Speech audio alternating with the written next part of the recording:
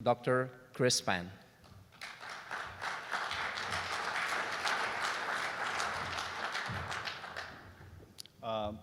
It's my honor to be here to present to you about our human subject test result. And SIA actually is not a stranger to me. And I work closely with Dave Merrifield, and one of your members here, since 2004.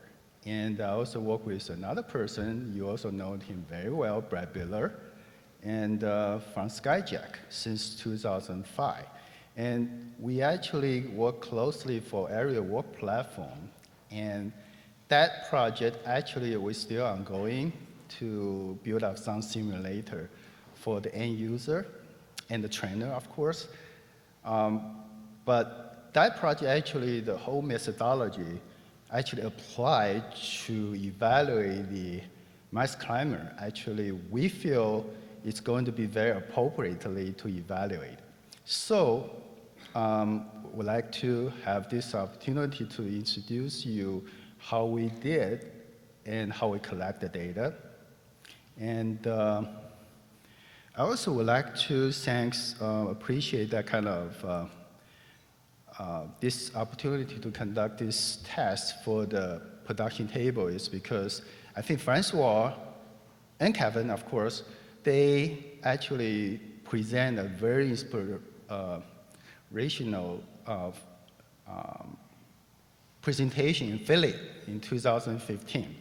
And that presentation actually gave me a lot of idea how to prioritize my research direction from physical tests to the human subject test to scientifically evaluate the production table, because I really feel that could be a very effective intervention for this industry and can make the Mast climber much safer. So from that standpoint, it's a motive for me to conduct this study. And also I have a very resourceful team, and that team includes two categories. First one is surveillance team. We have Jennifer and Nancy involved, and we also have human subject test team. We have so many people involved. But talking about Jennifer and I just met Jim from Easy Scaffold. And Jennifer and I actually went to Philly for that work group meeting back in 2010. And we present some surveillance data, actually eventually was adopted by the CPW White Book, or White Chapter, for their publication. And they adopt most of our surveillance finding. And I would like to take the opportunity here to follow it up, since we only present 1992 to 2009 data. And this presentation will provide me probably some chance to update those findings. And first of all, I don't want you to get lost during my presentation, because I will try to not to make a scientific presentation, but I will try to. So I will give you a very summarized outline first. I will probably spend 1/3 of my time, my presentation, talking about the surveillance data. And that surveillance data first, we will focus on the scaffold itself, which actually Jennifer and I are working on this manuscript since 2014. And we will publish it, I think, in the near future for the scaffold fatality and non-fatal injury. And especially for the back injury, we feel that could be our focus for the human subject test for this one or for the future research. And we adopt those surveillance findings from the CPW chart book. And NIOSH project team, of course, we generate from the BLS. Oh, by the way, how many people here don't know what NIOSH is? Okay, for you, I'm going to explain to you some of it. NIOSH is called the National Institute for Occupational Safety and Health. It's very similar to NIH. We're doing research. We partner with our research partner from the industry or research institute, including university, for conducting certain type of research, but only focus on occupation related. NIH cover all the spectrum of research, but we only focus on the workers' safety and health. So is that clear? Okay. Then we going to narrow it down to Mast climber, because Mast climber is one of it, the scaffold based on the OSHA category. And we actually will use our own data identified from the OSHA the website. And then we will talk about today is the objective. Our focus is a human subject test to reduce the fall injury and back injury, and to evaluate the effectiveness of production table. And the design itself came from you guys first. We're going to evaluate it. Then we're going to evaluate our design too. We feel that something can be a compare or control group for each other. Then we probably see which one is more effective. And then we're going to talk about the human subject test itself. And we focus on Mason. I'll explain to you why we only focus on Mason at these stages. And then we use the scientific approach, method, preliminary result, and conclusion. And the reason why we do that, follow that sequence, because NIOSH want to produce outcome and output can be publishable. So the peers in the society of scientific society can adopt it, and eventually we can publish it. And so first one, for our methodology, we're going to use biomechanical analysis. For the test, we identified the most risk for using the Mast climber. In the elevated condition, it's called a stepping down test. We're going to evaluate their partial instability, which means we're going to evaluate the BLS categorization is fall to a low level injury. And then secondly, we're going to evaluate the motion. And the motion, the reason why we focus on that is because we feel that's the best approach to evaluate the bricklaying test associated with Mason, because we're talking on Mason, we feel they have injury plaque for the repetitive motion, forceful motion, or manual material task. So we thought that's something we can do to evaluate their range of motion on their back. Then we're going to evaluate the gait. This is something too scientific, so I'm not going to discuss here. So then I'm going to wrap it up with the project activity for the future. We're also going to identify some product we already produce and what's the impact for the industry. So that's the outline for the study. Now we go to the presentation itself. First of all, let me use the CPW chartbook, 6th edition, and identify 1,500 deaths associated with scaffold. And those fatal fall identified, actually scaffold was number 3, under the roof and ladders. And that 15% around fall to a low level fatal incident actually is quite a bit. If you consider if there's 800, 900 fatality in construction industry, actually that's many people's life. So then we take a look at the chartbook and the non-fatal injury due to fall, slip, and trips, the same level. And we actually categorize the incidence is resulting days away from work. Then if you take a look at this pie chart, you will find out fatal fall or non-fatal fall from slipping and tripping actually occupy more than half, 32, 33, and 20, pretty much over 50% of the incidents associated with the non-fatal construction injury due to fall and slip and trips on the same level. And then we identified, this is something we did. We went to BLS website and checked the C4 data called Census of Fatal Occupation Fatality. And we identified 420 cases associated with scaffolding. And we also identify each year, and we don't know why 2015 got so many, but this is something we identify, and then we go lower that category to check the other 4 to lower level by primary source scaffold. We identify this number for you to consider a reference. And then we actually categorize the scaffold fatality by the occupation itself in different trades in construction. The reason I highlight in red color is because they actually possibly use the mast climbers because I checked with all the trades, the leaders, and they actually use mast climber. So I highlight them in red.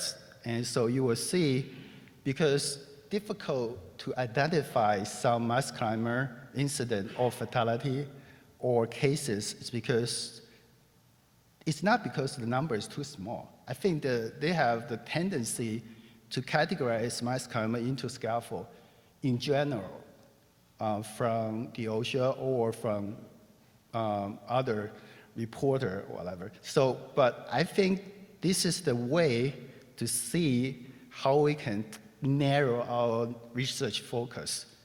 And if we take a look, the non-fatal injury, especially from the worker in 2015, and we actually identified that in the construction industry, the back injury was the leading body part for the workers injured themselves, other than upper extremity, including hand and shoulder. And then we actually, from this figure from chapter book, you can actually clearly see that the back injury for the musculoskeletal disorder per se, and it was basically equivalent to the combination of every body part of other for the construction workers. This chart actually demonstrate where the mason located. The masonry workers for the back injury, pretty much in the middle. We call it the moderate high severity. And then we focus on the mast climber itself. We only identify 35 cases. Actually, in 2010, when I presented for the work group meeting with Jim, I remember we only present to 16 or 17, 18 cases, but we update this chart for you to reference it. And we actually categorize different cases into 3 bullets for us to evaluate it in the lab or in the field. We found the dismantling, platform issue, and safety guard are 3 major categories we think can be targets on the research for reducing the falls and back injury. And from this chart, it's clearly to see that the masons, why we choose mason is our focus, because they are the most vulnerable work group in the different construction trades for using the mast climber. And then I give you a summary for the surveillance finding and what I presented earlier. We basically identify 50% of fatal fall in construction industry involve scaffold. Of course, we only have limited data specific to mast climber, suggests the fatality actually associated with the mast climber that actually cause some fatalities. And we also identified around 17% of back injury in the construction industry involve scaffolds. And again, we don't have the data to specify the mast climber also for mason. But we can very sure that back injury occupy almost half of work-related MSD, musculoskeletal injury, in the construction industry. And we also feel that masonry workers are vulnerable, and since they have moderate high rate for back injury. That's our summary for the background information. And this is a picture. Of course, we jointly working with Fracco, and Francois gave me this picture, demonstrate the mason work at work site. It's not very strange for you to see that. And this is our whole study's objective. And we try to reduce fall injury, back injury by evaluating biomechanically the effectiveness of production table design for mast climber. And this is the one piece of work platform from Fracco. We actually using their one piece of work platform and putting our lab, and the lab equipped with 8-camera Vicon system. And so we actually introduced the production table design from the manufacturers. We also have on the bottom one, and you actually see what we think could reduce further for the back injury. That's very simple ergonomic design. Move the material in front of worker. We call it L shape. And the methodology is very heavy, so I'll try to use very simple way to say it. We basically use 14 mason workers. We actually already collect 18 masonry workers, but before I can conclude those 18 human subjects, I only can analyze 14 before the deadline for this presentation. So for that 14 masonry workers, we have 38 years old, probably around 200 pounds, and typical masons, as a parameter difference, probably around 6 feet, and participate for this study voluntarily. And we built up a workstation. It's a simulated workstation to simulate not only the working posture for that specific equipment, we also simulate the elevate height. I think that's one of the first in the nation to conduct this type of simulation test for construction workers. And we actually use as I mentioned, use the one piece of work platform from ACTA, from Fracco. And we try to design a very simulate or similar suspension system as you elevate the equipment for the workers. So which means the worker actually perform the test in a very unstable condition, not rigid on the ground. They actually perform the task in an elevated condition, which means the data we collect for their partial instability from their center of pressures actually is going to be reflect realistically of the workers perform the test at elevated condition. So again, the methodology here is a little bit heavy. I'm going to present it in a very simple way. We basically control something called independent variable. We're not going to change that. It's an unchanged variable called the table. In table, we have 3 categories: no table, production table, and L-shaped table. And for the task, we've identified 3 tasks is going to cause the back injury or fall injury are most possible potential candidate. They include the split laying task, stepping down task, and walking task. And the damping factor, we simulate the unstable condition when worker working on the height. So which means we compare that with the rigid condition, which is on the ground. No damping factors. And so that's what we're doing to control, the well-controlled laboratory study are doing. And of course, what we supposed to measure, we measure the trunk postures, and we control, I should say, we measure the stepping down forces. We also measure the posture sway variable that include the sway length, sway area, and other kinematic information. That means motion. The motion including the velocity and other acceleration, that kind of stuff. And again, I'm not going to specify the gate.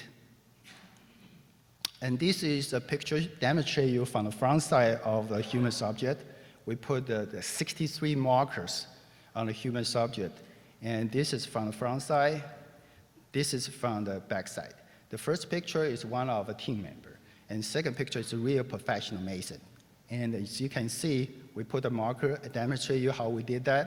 I know the movie makers in Hollywood, they use this type of markers or motion system to make the movie.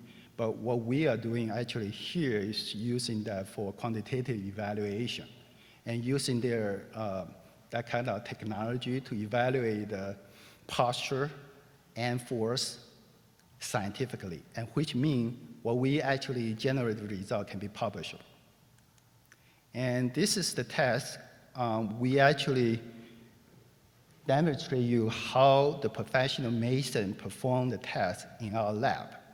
And as I mentioned earlier, we actually simulate the elevated condition using the spin damper we actually collected in Pittsburgh area using the ACTA Fractal machine to calculate those stiffness of the spring damper. And so we actually measure that. This is a table. Brian made it for me. And so you can see we actually not doing that randomly. We're doing that actually scientifically sound to mimic the elevated condition when worker perform the test. So which means the worker actually experience certain type of unstable condition in a simulated workstation in our lab. And this is spring dampers. I just want to demonstrate you. We did that with either no damping, which means we use the screw basically stuck on there. So that means it's going to be a rigid condition. But once we take out the screw, the spring damper will show the unstable condition for the workers conduct the similar test in our lab. And this is the L-shape test for bricklaying test. I'm going to demonstrate you some motion tests. Each bricklaying test occupies 2.5 minutes, sometimes less. So I'm going to show you 4 separate clips and demonstrate you how the workers simulate this test in our lab. And we use Velcro instead of use the concrete to really mess up our equipment in our lab. So this is 3 video clips for the bricklaying test. And this is the final stages. The workers, finish the bricklaying test, 16 brick. And so this is the picture demonstrate you how the workers finish the test and left the force spray were collected force data. And this is the test demonstrate you the workers perform the stepping down test. We identified this test based on 18 previous fatality report from OSHA. And I find out many tests actually associated with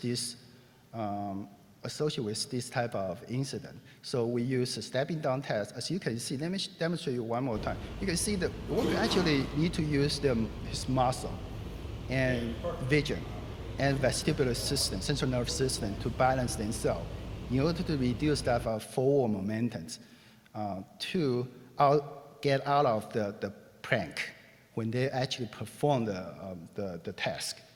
And we feel that test is very seriously hazardous. And I talk about it, of course, until you see it.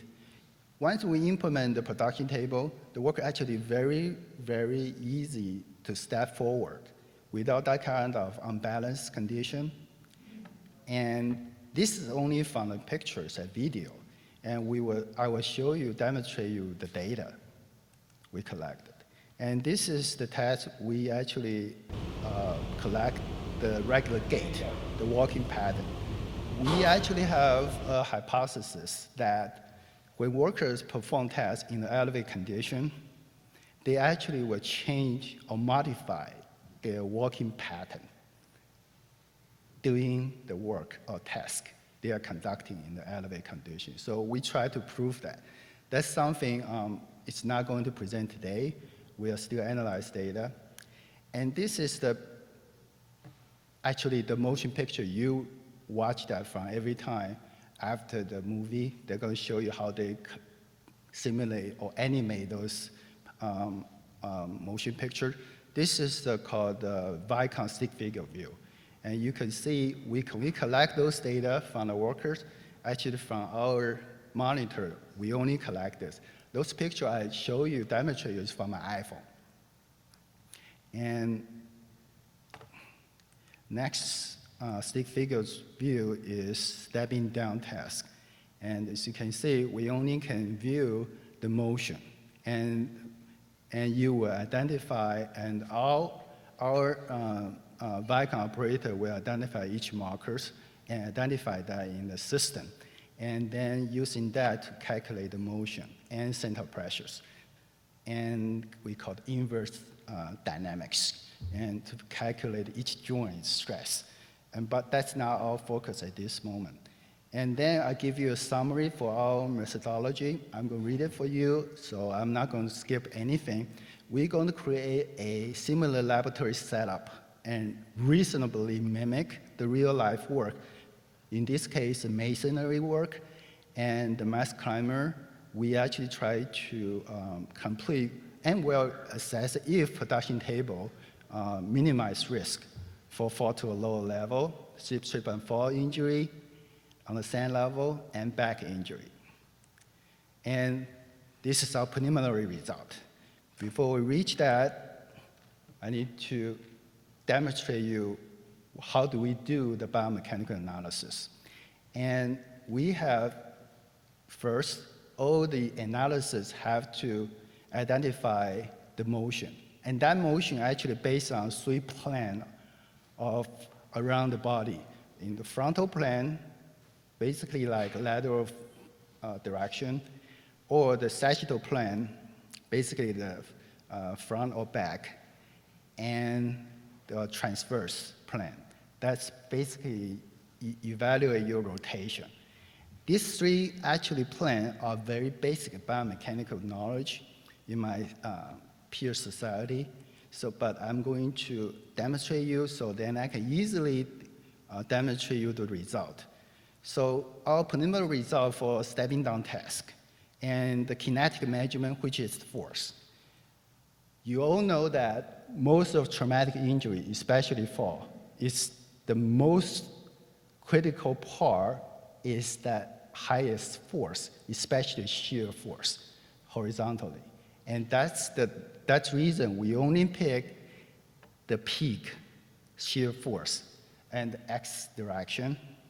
And then we actually identify that very, very significantly demonstrate using the production table reduce that shear force.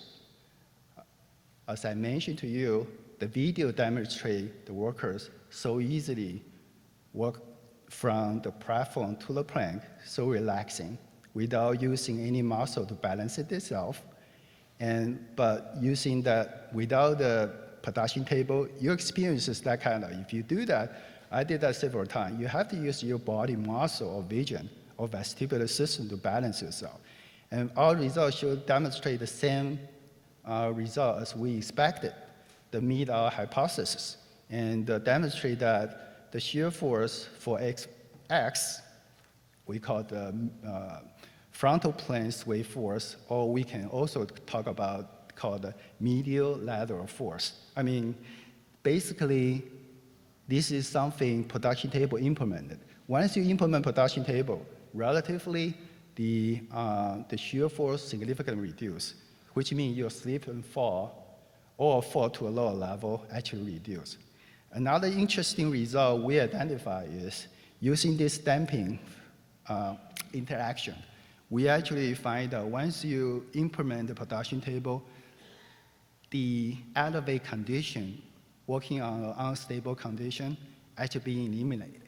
So, which means the no table conditions still have effect for the damping and for the shear force. But for production table itself, no such effect. This, of course, is our preliminary result. And the FY showed the same thing. I'm not going to repeat it. The vertical force showed the same thing.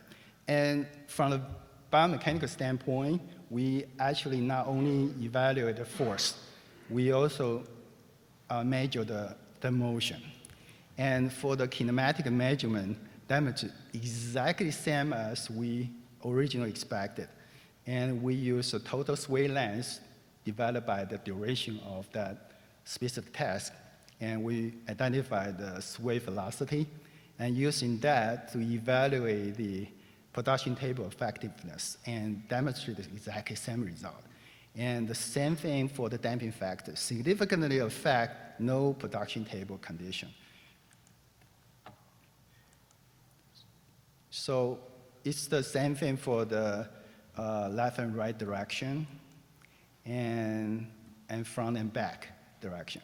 And I think this is something, it's for us. We actually analyze the sway area. This is something I'm not going to go to in detail because we actually need to have this type of called publishable material.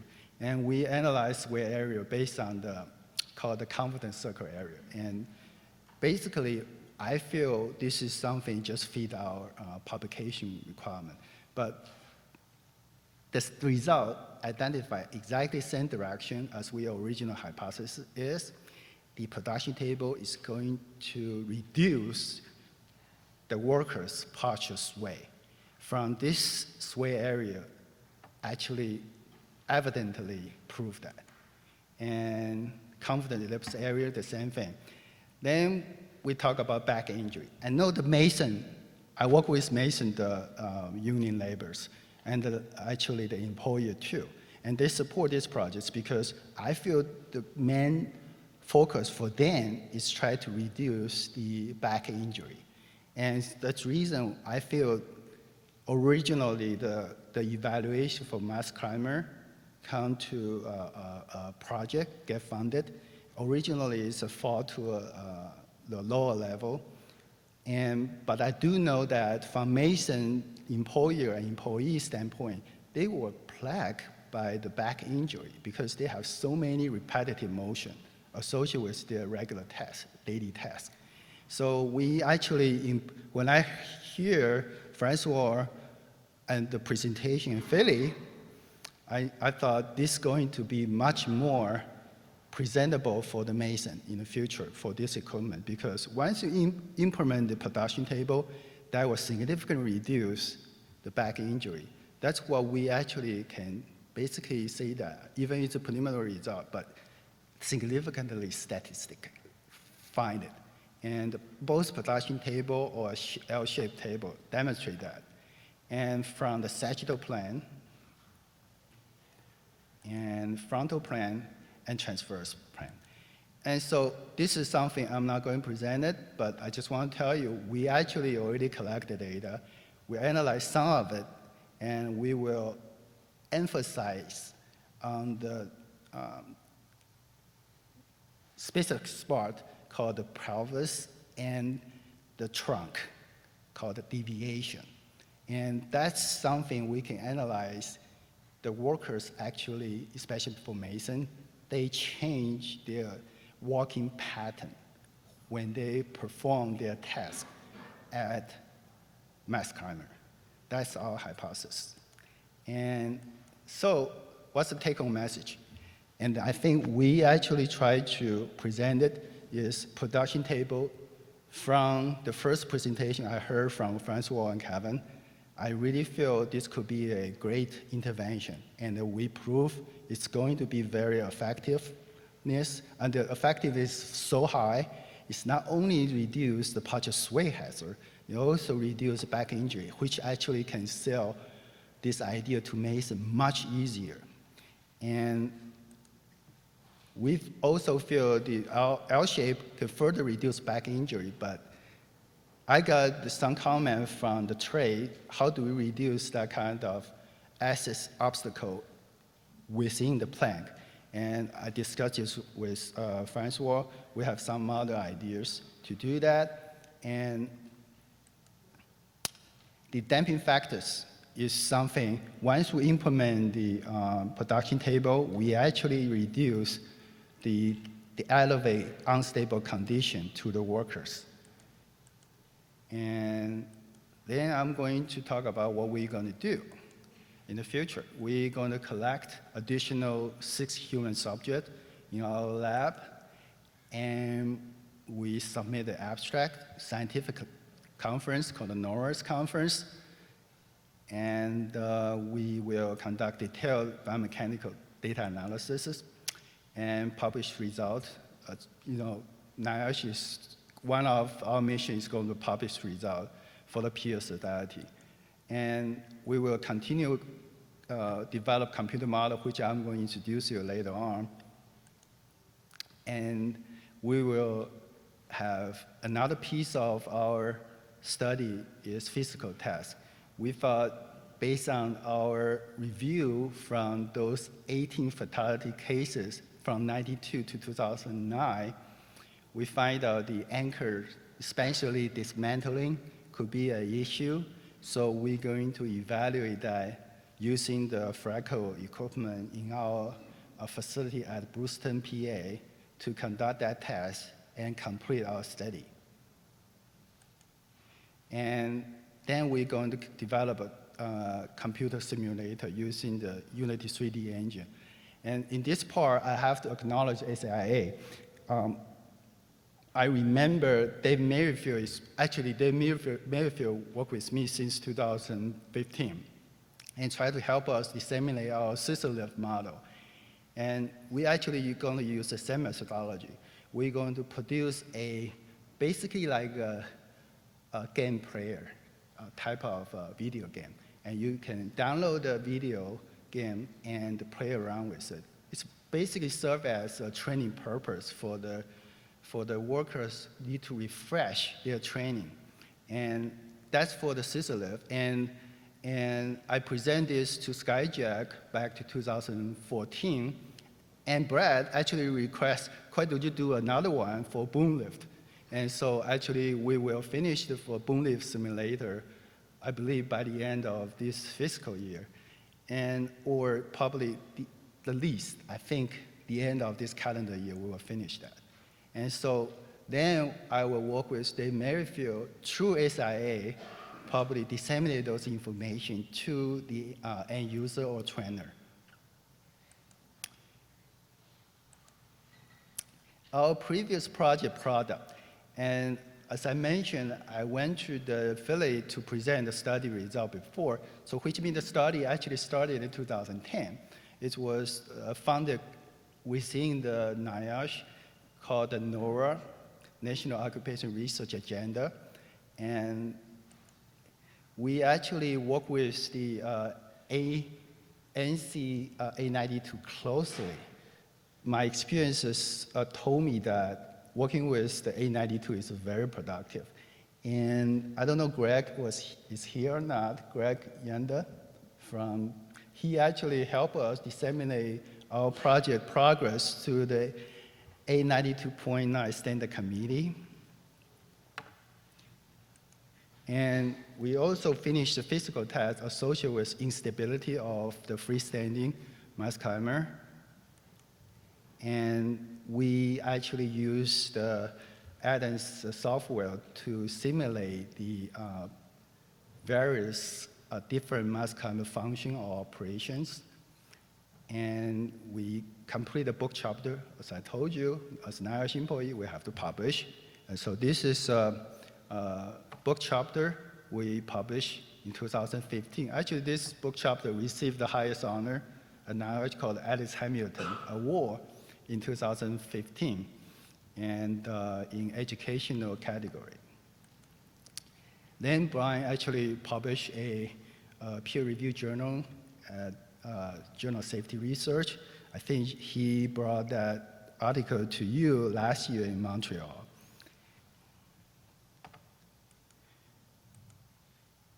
And this is the book chapter, as I mentioned.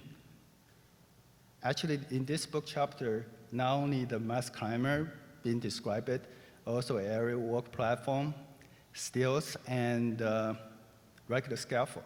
We did that last 15, 20 years. And this is an article we published in Journal of Safety Research regarding the freestanding Mast climbers. And this is the simulation file.